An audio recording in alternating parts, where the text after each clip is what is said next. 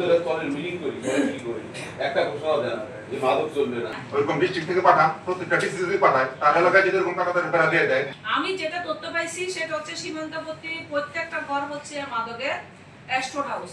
এখানে তাহলে যে ওই যে ব্যবসায়ী যেটা শুরুতে কি বললেন যে এখানে ওরাও শান্তিতে আছে, শান্তিতে আছে।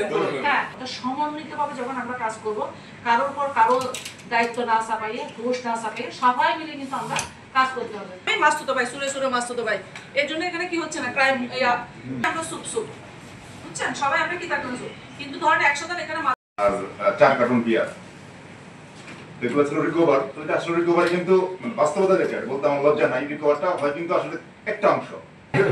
ভাই লাভ আপনার তো এটা মন খারাপ করেন না।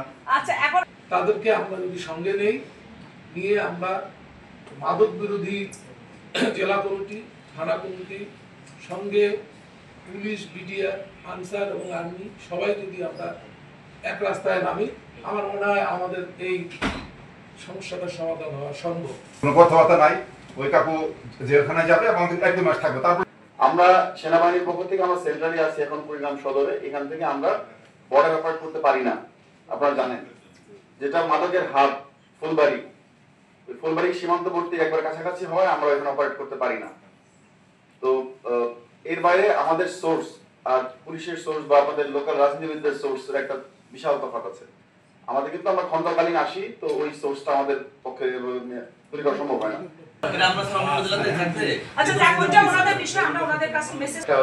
গর্ত করছে ওইখানে রাখে, এমন জায়গায় রাখে যে আপনারা একটা ঘোষণা দিয়েছেন যে পরের দিন দেখবেন মাদক ব্যবসায়ী থাকবে।